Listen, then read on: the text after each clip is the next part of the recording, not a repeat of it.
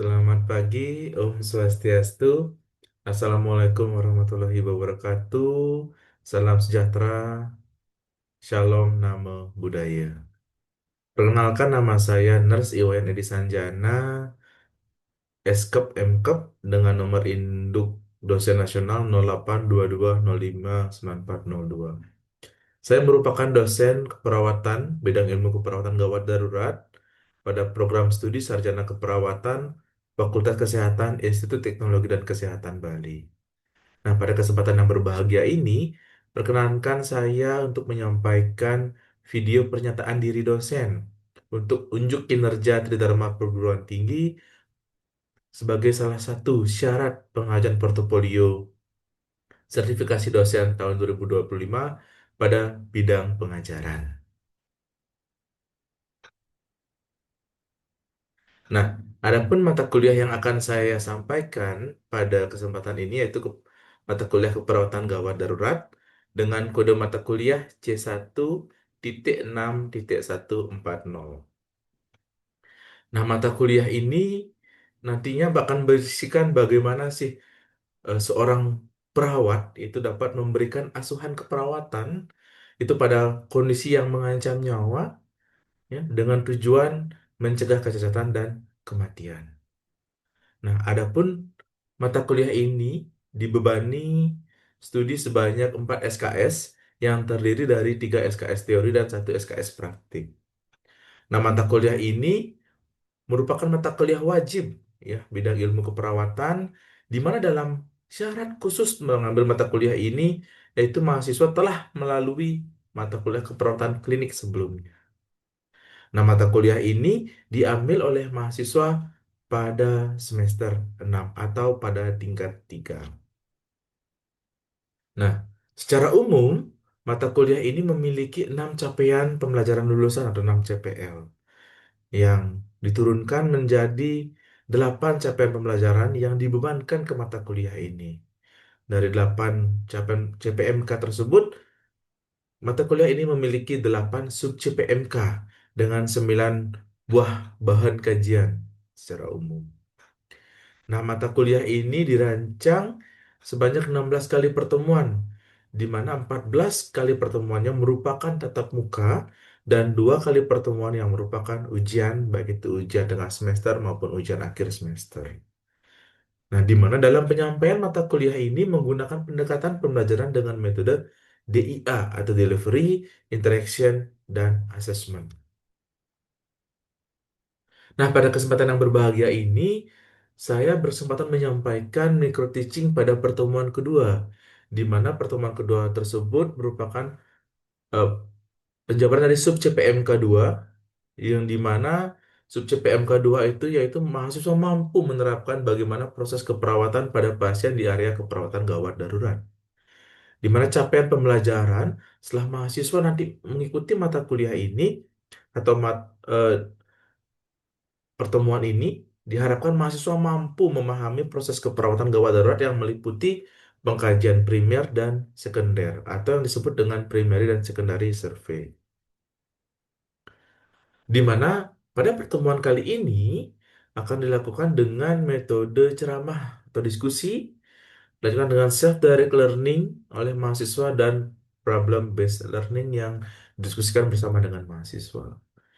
Nah, adapun asesmen akhir yang dilakukan di akhir sesi kuliah itu dengan quiz pada akhir sesi yang akan saya sampaikan.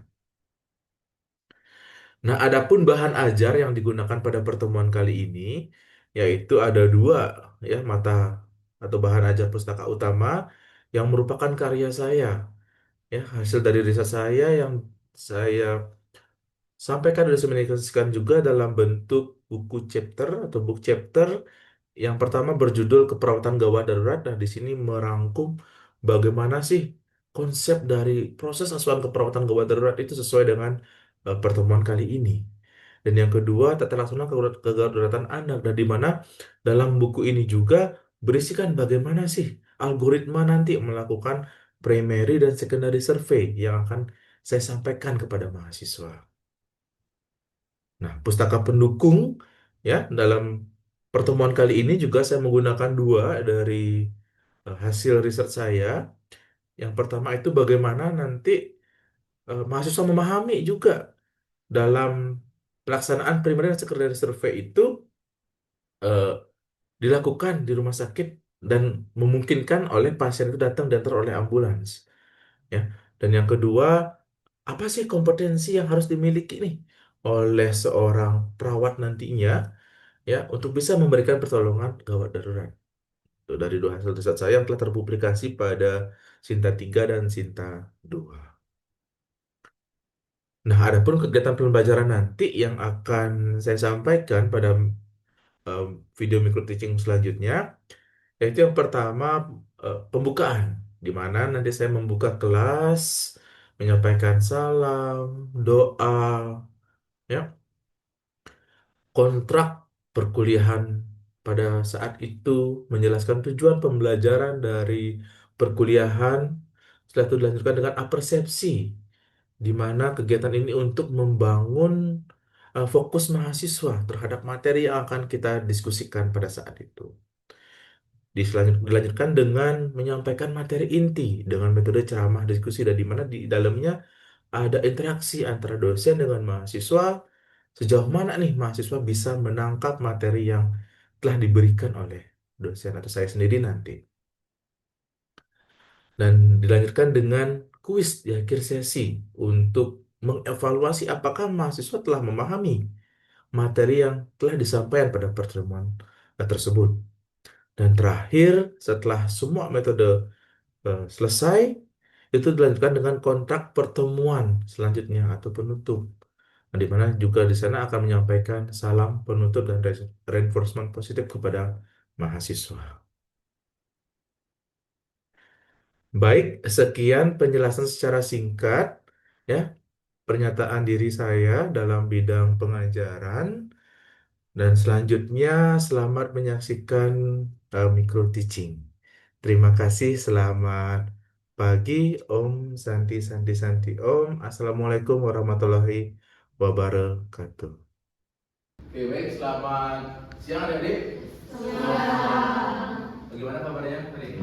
Baik. Sesuai dengan kontrak kuliah kemarin, hari ini kita akan diskusi mengenai initial assessment yang dalamnya ada primary dan secondary survey. Nah, materi ini merupakan salah satu dari proses keperawatan nantinya di bagian pengkajian keperawatan gawat darurat.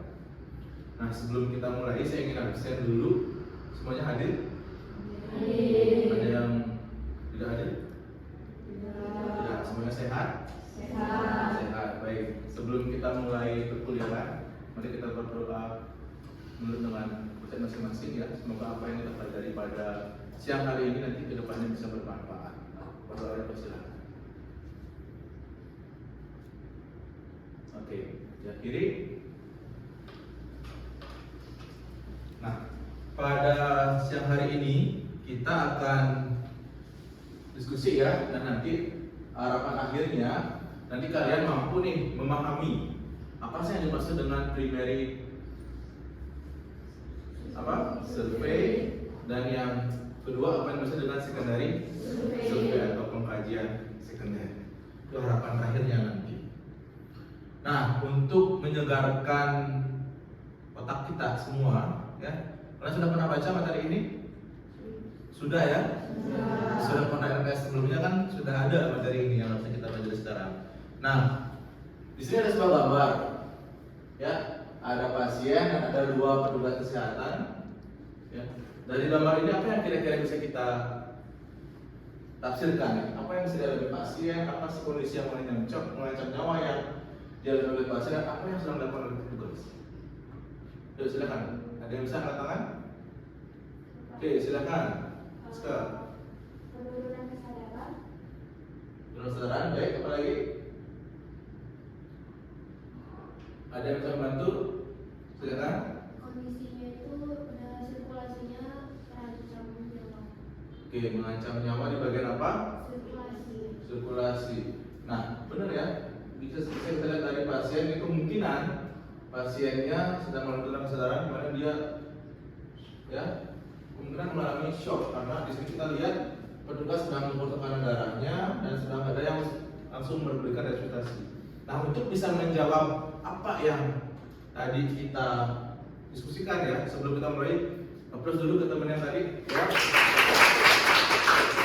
Nah, sebelum kita bisa melaksanakan apa yang tadi teman-teman kalian sampaikan, kita harus tahu dulu apa yang namanya initial assessment pada pasien trauma, baik itu primary maupun secondary survey ya. Nah, adapun yang kita akan pelajari pendahuluan tadi sudah, definisi initial assessment itu apa ya. Nanti apa saja sih komponen dari initial assessment, bagaimana langkah-langkah melakukan initial assessment, dan kita fokus kepada primary dan secondary survey. Oke, kita masuk ke materi inti. Ada yang bisa bantu baca? Silakan. Angkat tangan. Oke, silakan. Pengertian initial assessment, di mana adalah proses evaluasi secara cepat pada penderita gawat darurat yang langsung diikuti dengan tindakan resusitasi. Oke, baik, terima kasih. Di sana ada kata-kata evaluasi secara cepat pada penderita.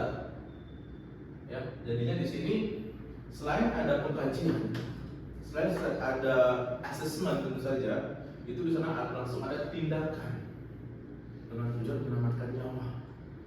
Masih ingat kan materi kita yang sebelumnya pada pertemuan pertama terkait dengan konsep apa sih komponen besar atau batang tubuh pada gawat darurat, yaitu menyelamatkan nyawa dan mencegah kecacatan. Dua itu. Jadi kita selain mengkaji, kita harus memberikan atau mengatasi masalah pasien atau korban yang mengancam nyawa. Oke, nah inilah langkah-langkah dari initial assessment tersebut. Ada yang namanya scan size up, itu ya, terdiri dari aman diri, aman lingkungan, aman pasien. Tetap ya, kita harus yakinkan bahwa diri kita itu aman ya. Kita nggak jadi korban selanjutnya, atau kita nggak terlalu tertular. Ya, ada pakai APD dan cek respon. Cek respon secara cepat. Ada menggunakan metode AVPU. A itu apa? Alert. P verbal. P pain.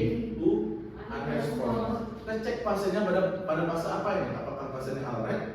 Apakah pasiennya ada pada kondisi yang verbal, pain ataupun unresponse? Nah, ini kita tahu, kita masuk ke initial assessment. Ada primary, ada secondary survey. Di primary survey ada komponennya itu alfabetik ya, A, B, C, D, E, urutan dari sana. Ada A itu apa? RW itu apa? Jalan napas. Selain jalan napas, di sana ada tambahannya apa? Kontrol servikal. Jadi di sini nanti selain kita memberikan atau memastikan jalan napas pasien itu kompeten, kita pastikan bahwa tidak ada manipulasi ke servikal. Oke, B itu apa? Breathing plus ventilasi. C sirkulasi. Kita mengkaji sirkulasi korban dan juga memastikan tidak ada perdarahan aktif. D disability, kita kaji status neurologi. E exposure, kita buka semua pakaian korban, kita cari cedera-cedera tambahan yang bisa mengakibatkan mengancam nyawa. Dan juga ini kontrol lingkungan. Nah, setelah primary survey dia distabilkan dulu pasiennya ABCDE, ya kita lanjut ke tambahannya ada F, G, H, I. Tapi ingat ABCDE itu harus clear dulu. Evaluasi pasiennya sudah aman, baru lanjut ke F, G, H, I. F itu ada apa? Kulit pasang kateter untuk mengetahui output urinnya.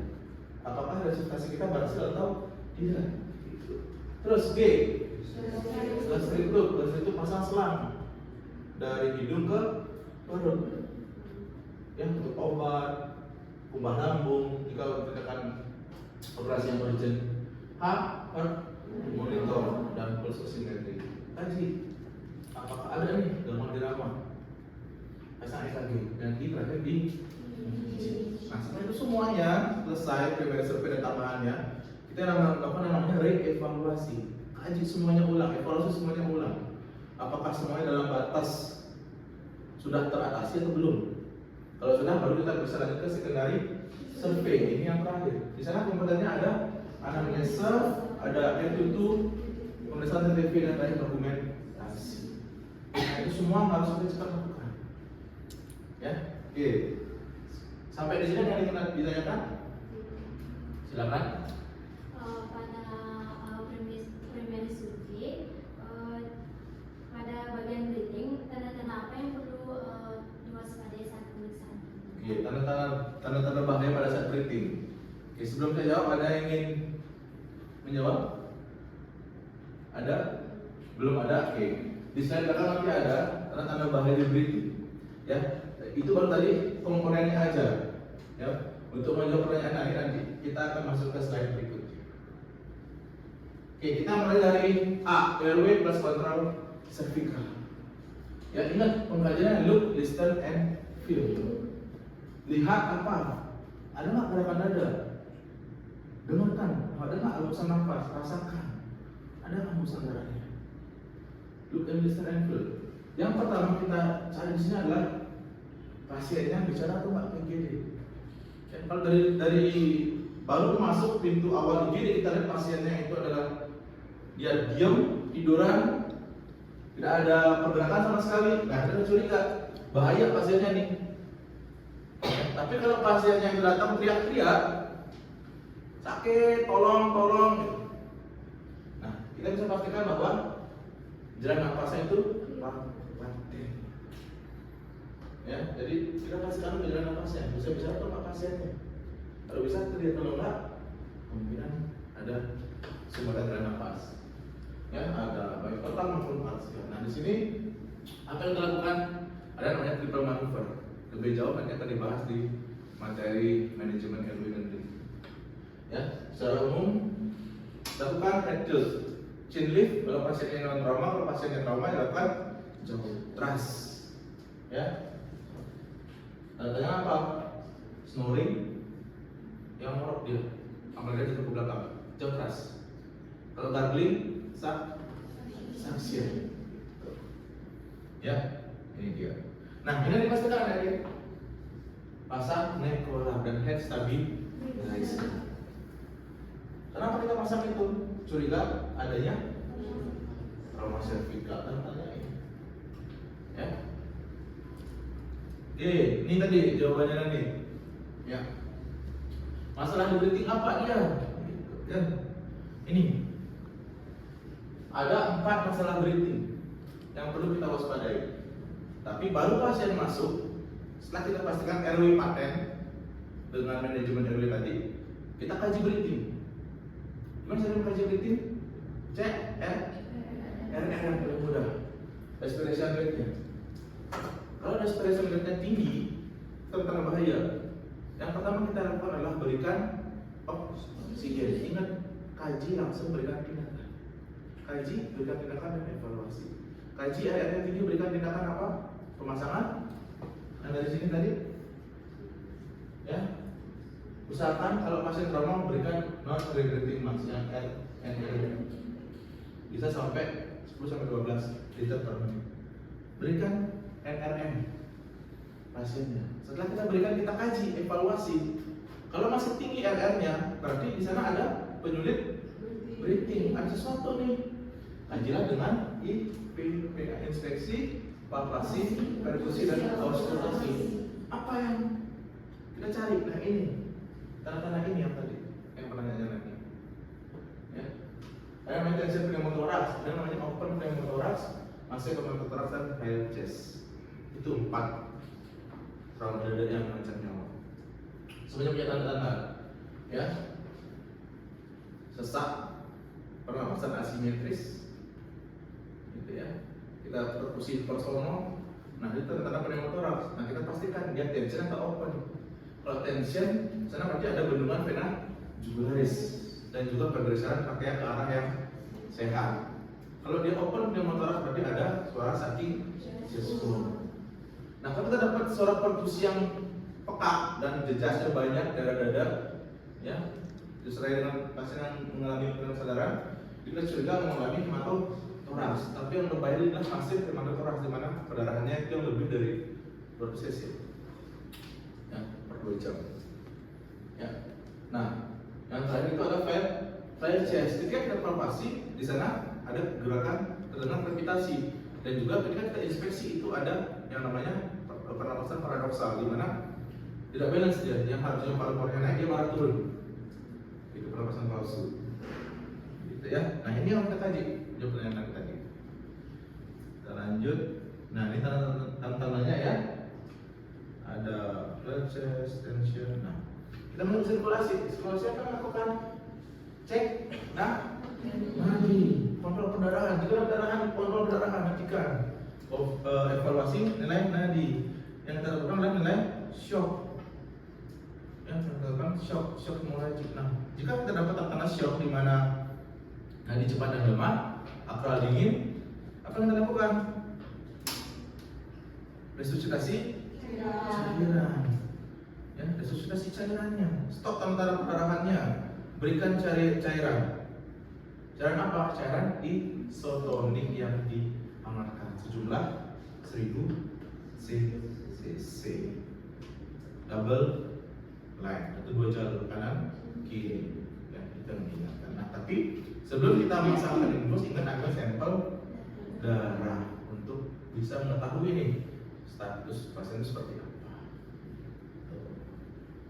Oke, ABC aman, kita ke D, disability. Disability itu disebut oleh neurologi. Yang kita cek di sana adalah GCS, nilainya, nilai kesadaran seperti apa. Ada dari mata, ada dari apa lagi? Verbal dan motorik. Ada poin-poinnya maksimal 15.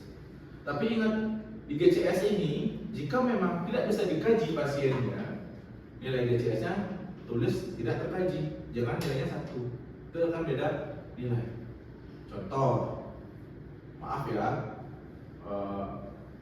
pasiennya udah itu, atau pasiennya tidak punya tangan.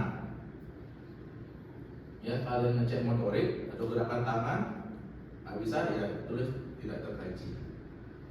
Gitu. Atau pasien dalam pengaruh obat, artinya pasien memang kalian ngecek GCS yang selanjutnya bukan yang pertama. Ya, artinya pasien memang diturunkan kesadarannya karena obat, ya bukan nilainya koma, dia memang dia dalam pengaruh obat. Gitu ya, ada ya. Nah, di selain GCS cek juga adanya lateralisasi. Lateralisasi itu apa? Apa lateralisasi? Ada yang tahu? Kelemahan dari salah satu sisi tubuh. Cek, cek pupil. Kanan kirinya sama, angkat tangannya, jatuhin sama-sama. Mana yang itu duluan nih? Ada pasien sadar ada salaman. Mana yang lebih kuat, kanan atau kiri? Itu namanya lateralisasi. Ya. Nah, setelah itu kita ke exposure. Exposure ini apa? Kita mengekspos, kita membuka. Ya, kita membuka semua pakaian korban, kita cari nih tanda-tanda yang berbahaya, cari deformitas, ada nggak kelainan bentuk, ada nggak lebamnya, gitu, ada nggak ada luka tusuknya, luka robeknya, luka bakarnya, bengkaknya, kita cari itu semuanya. Kita atasi di exposure. Dan ingat kalau kita buka, kita pasang selimut untuk mencegah hipotermi. Itu dibilang silent killer, hipotermi tersebut. Ya. Oke. Setelah ABCD tadi dilakukan, kita ke tambahannya ini. Pasang poli kateter, pasang gastrik tube, monitor cek EKG, dan terakhir imaging. Imaging itu apa? Foto ronsen, CT scan sesuai dengan kondisi korban atau pasien tersebut. Setelah itu selesai baru lanjut ke secondary survey. Ya, secondary survey itu apa? Anamnesa. Apa yang anamnesa? Tanda gejalanya apa? Ada nggak alergi? Ada nggak riwayat pasien konsumsi obat? Riwayat penyakit lalu seperti apa? Gitu. Kapan nih makan terakhirnya? Apakah ada nih? Atau bisa nggak pasien menjelaskan cederanya, biomekanikanya gimana? Riwayat cederanya di mana? Agar bisa kita analisa kok. Seperti ini cederanya kok nggak match ya dengan kondisinya? Apakah mungkin nih ada cedera tambahan? Ini yang bisa. Ada pemeriksaan head tutu, ada pemeriksaan TTP, dan terakhir dokumentasi dan transport pasien. Jangan disimpan di IGD. Kalau dia butuh ke OKA, langsung ke OKA, hubungi OKA. Kalau dia butuh dirujuk, nggak bisa tangani rumah kita, langsung rujuk. itu sampai sana. Oke, sampai sana yang ingin ditanyakan? Belum ada? Belum ada. Kalau belum ada, kita lanjut ke diskusi kasus. Nah, silakan ada dibaca dulu nih.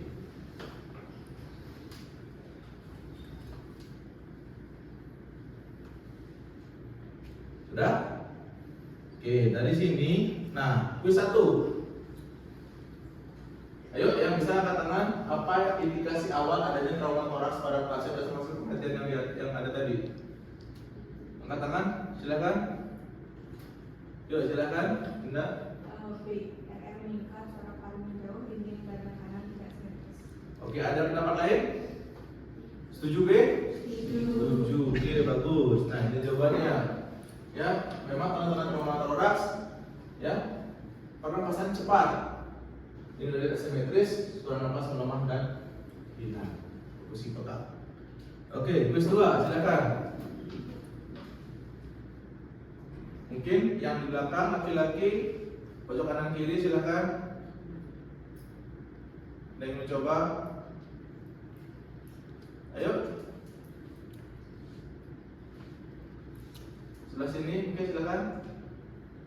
Oke, silakan. Kita Jawabannya pneumotoraks. hematoraks. Ada yang lain? Tidak ada. Apa kemudian diagnosis pasien? Tadi tandanya apa? Penurunan saluran nafas. Perkusinya peka, ingat perkusinya peka, ya.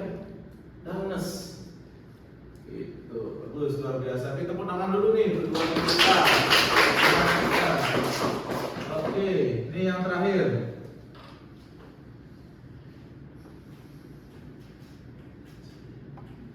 Ayo, silakan. Ayo, ayo silakan. Ya, silakan. C Pak, pastikan jalan nafas terbuka dan bersih dan cairan darah. Oke, intervensi apa yang prioritas? Ingat yang prioritas apa tadi? Initial assessment? RW breathing. Itu yang utama harus diatasi. Baik, luar biasa ya. Terima kasih atas kita semuanya. Untuk selanjutnya silakan pelajari kembali ya. Nanti saya akan kirimkan materinya, pelajari kembali apa yang dimaksud dengan initial assessment. Nah, jika ada yang ingin ditanyakan, bisa nanti kontak saya via WA atau semua nomor saya semua ya, atau nomor ruangan saya diskusi terkait dengan kasus initial assessment bisa. Sebelum kita akhiri, apakah ada yang ingin ditanyakan kembali? Cukup? Ya, kalau cukup, terima kasih atas kesempatannya. Minggu depan kita akan ketemu lagi untuk membahas bagaimana cara manajemen RW. Di sana ada simulasi ya, kita metode simulasi bagaimana manajemen RW tersebut. Oke, sekali lagi terima kasih, selamat siang.